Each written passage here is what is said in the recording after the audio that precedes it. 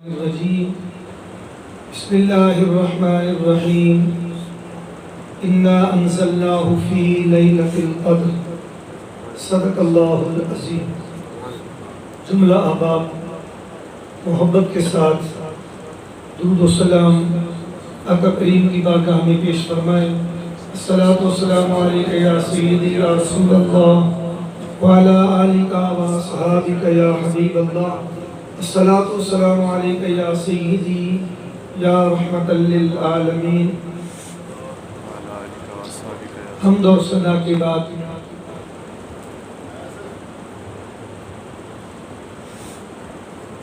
عزیزم حضرت علامہ مولانا قاری عدنان صاحب اور دیگر عاشقان مصطفیٰ صلی اللہ علیہ وسلم، سب سے پہلے میں اپنے حافظ صاحبان کو مبارکباد پیش کرتا ہوں جنہوں نے الحمد سے لے کر والناس تک اللہ پاک کی کتاب کی تلاوت فرمائی. اللہ تعالیٰ ان کا قرآن پاک سنانا اور اہل محلہ کا قرآن پاک سننا رب تعالیٰ اپنی بارگاہ میں شرف قبولیت عطا فرمائے. جن دوستوں نے محبت کے ساتھ نماز تراویح پڑھی، اللہ تعالیٰ ہر قدم کے بدلے انہیں بے شمار نیکی عطا فرمائے. سامعین محتشم، آج کی رات لیلۃ القدر کی رات ہے. یقیناً بڑی فضیلت والی رات ہے، لیکن میں نے رسول اللہ صلی اللہ علیہ وسلم کا فرمان جب پڑھا تو میں حیران رہ گیا کہ رمضان شریف کی ہر شب گناہگاروں کے لیے باعث رحمت بن کے آتی. صرف لیلۃ القدر نہیں بلکہ ماہ رمضان کی ہر رات حدیث پاک میں آتا ہے 10 لاکھ گناہگاروں کی بخشش رمضان شریف کی پہلی شب کو ہو گئی. آپ سبحان اللہ کہیں گے؟ ماشاءاللہ آپ پڑھے لکھے لوگ ہیں، شاید بعض باتوں کا آپ کو علم ہو، لیکن جب محفل میں بیٹھیں گے تو سب مل کے سبحان اللہ کہیں گے تاکہ محفل میں ذوق پیدا ہو جائے.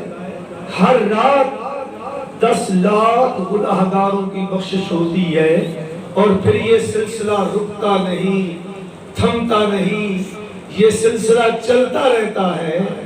ہر رات 10 لاکھ گناہگاروں کی بخشش ہوتی ہے. پھر آ جاتی ہے جمعے کی شب. اللہ تعالیٰ فرماتا ہے فرشتوں، ہفتے میں جتنے گناہگاروں کی بخشش ہوئی ہے اس کے برابر جمعۃ المبارک کی شب کو بخشش کر دیتا ہے. پھر یہ سلسلہ رکتا نہیں، جمعۃ المبارک آ جاتا ہے، ہر شب 10 لاکھ گناہگاروں کی بخشش ہوتی چلی جاتی ہے، حتیٰ کہ جمعۃ الوداع آ جاتا ہے. جمعۃ الوداع گزرتا ہے، عید کی رات آ جاتی ہے جس کو عربی زبان میں لیلۃ الجائزہ، جائز کہتے ہیں انعام کو، لیلۃ الجائزہ انعام کی رات آ جاتی ہے. میرا رب فرماتا ہے فرشتوں آؤ میری بارگاہ میں. سب فرشتے اللہ کی بارگاہ میں جمع ہوتے ہیں. میرا رب پوچھتا ہے بتلاؤ مزدور کو کیا اجرت دینی چاہیے، مزدور کو کیا اجرت دینی چاہیے. اب فرشتے کیا کہتے ہیں؟ فرشتے کہتے ہیں مولا یہ اجرت تو ہوتی ہے آقا کی شان کے مطابق، مالک کی شان کے مطابق. جو مالک ہوتا ہے جتنا سخی ہوتا ہے اتنی اجرت زیادہ دیتا ہے. مولا تو صرف سخی نہیں ہے، تو تو سخیوں کا بھی سردار ہے. تو صرف جواد نہیں ہے، تو تو اجود ہے. مولا تیری شان بڑی بلند ہے، اپنی شان کے مطابق تو ان کو عطا کر۔ میرا رب فرماتا ہے فرشتوں پھر گواہ ہو جاؤ، رمضان شریف میں جتنے گناہگاروں کی بخشش ہوئی ان کے برابر آج کی رات میں نے لوگوں کو جہنم سے آزاد کر دیا۔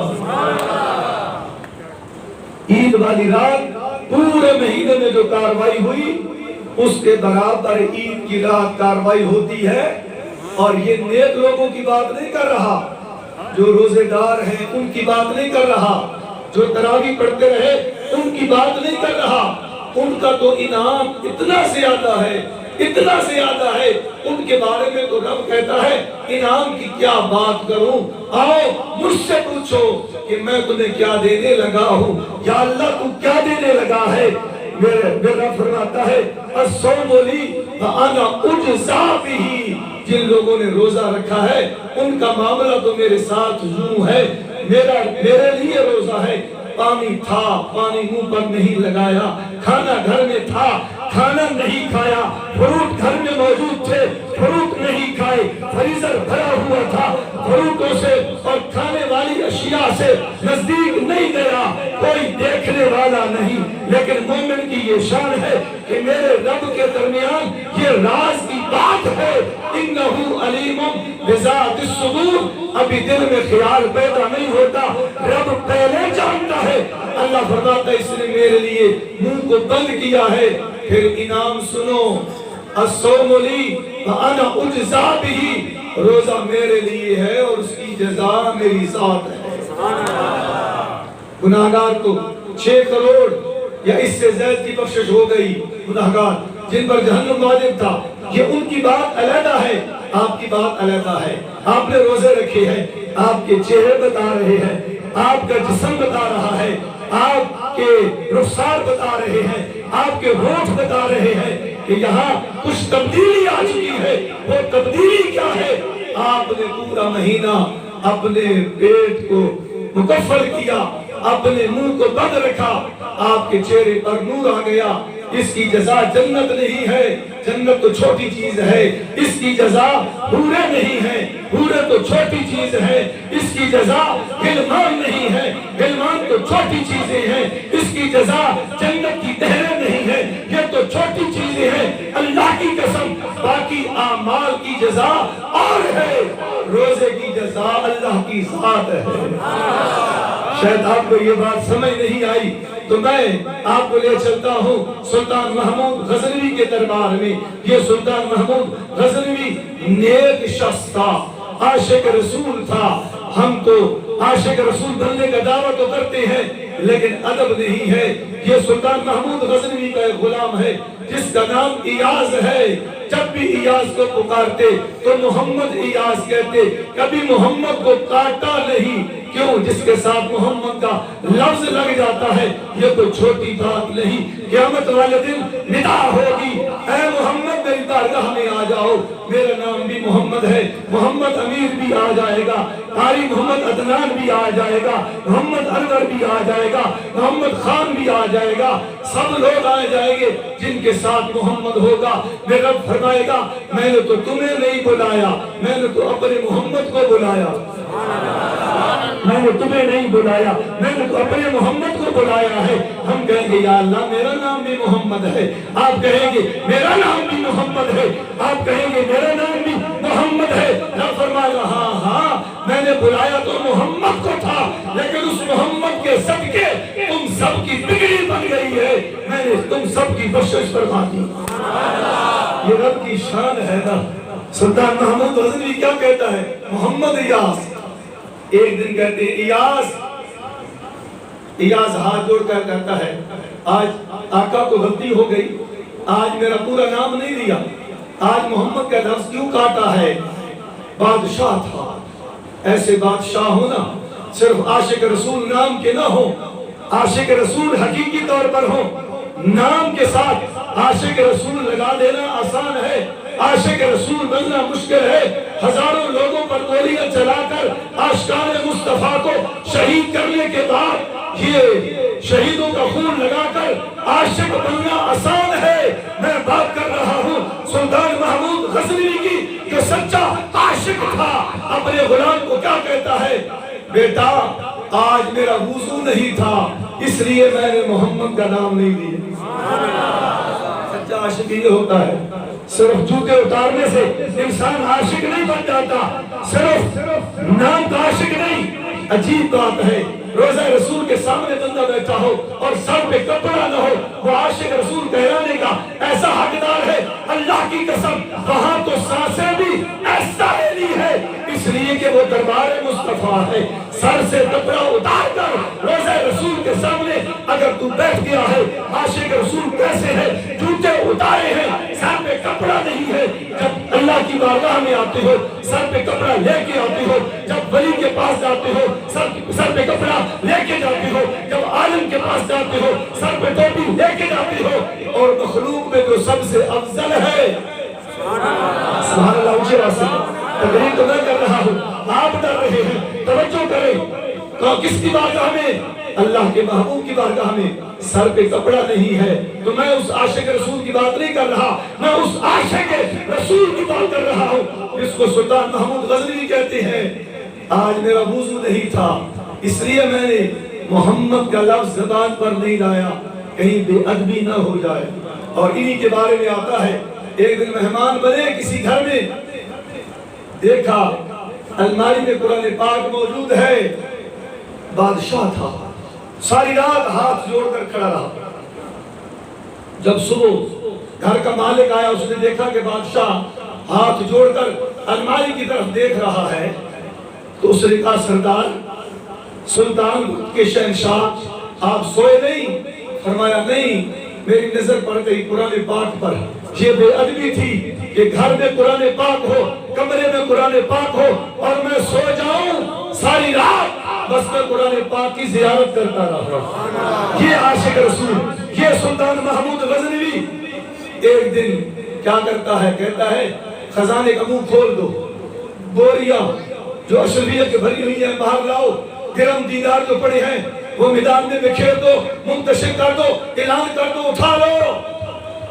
لوگ آ گئے، جو لالچی تھے وزیر، جو مشیر، جو نوکر چاکر، وہ پیسے اٹھانے لگے، درم دینار اٹھانے لگے، لیکن ایاز بادشاہ کے ساتھ کھڑا ہوا ہے۔ سلطان کہتا ہے تو پیسے نہیں اٹھاتے، درم دینار کی ضرورت نہیں۔ وہ کہتا ہے مجھے درم دینار کی ضرورت نہیں، آقا میں تو آپ سے محبت کرتا ہوں، میں آپ کو چاہتا ہوں، مجھے اور کچھ نہیں چاہیے۔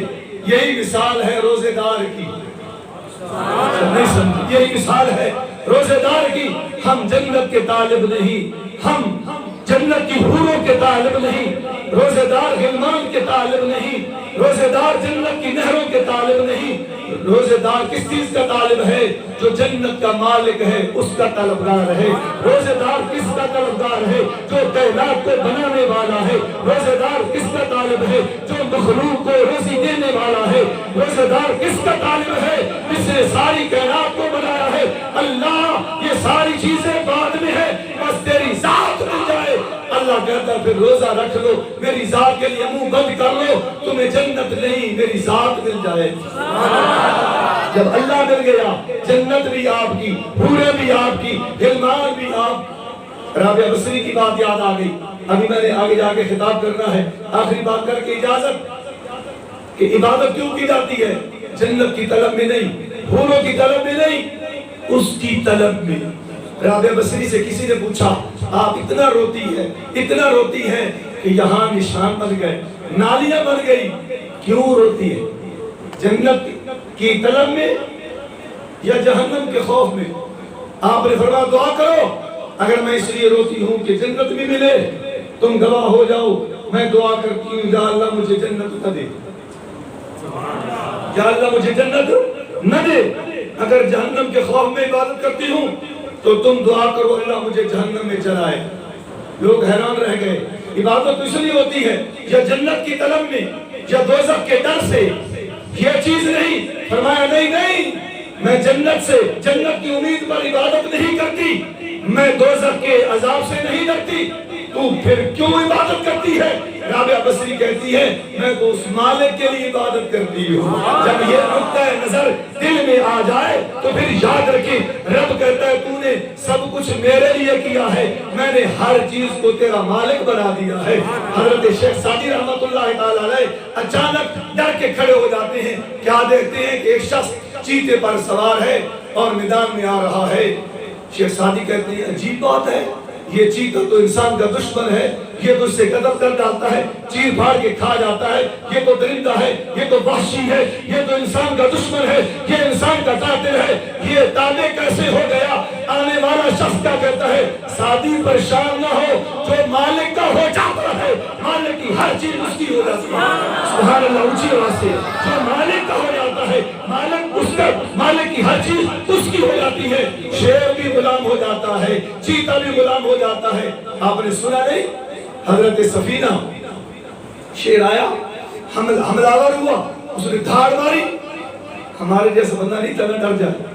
سرکار شیر خیر مجھے دیکھ میں کہوں آنا مولا رسول اللہ صلی اللہ علیہ وسلم, میں عام آدمی نہیں, میں محمد مصطفیٰ کا نوکر ہوں, میں محمد مصطفیٰ کا نوکر ہوں. خدا کی قسم وہ جنگل کا درندہ تھا, وہ بھی جانتا تھا کہ محمد مصطفیٰ کا مقام کیا ہے. وہ درندہ تھا, وہ جانتا تھا عظمت مصطفیٰ کیا ہے. وہ درندہ تھا, وہ جانتا تھا توقیر مصطفیٰ کیا ہے. خدا کی قسم وہ حضرت سفینہ کے پاؤں پر گر گیا اور آنکھوں سے آنسو بہانے لگا. مجھ سے غلطی ہو گئی, میں نے پہچانا نہیں, کیونکہ تو رسول کا غلام ہے, وہ جو رسول کا غلام ہے میں اس کا نوکر ہوں. معلوم ہوا جو اللہ اور اس کے رسول کا بن جاتا ہے ہر چیز اس کی غلام بن جاتی ہے.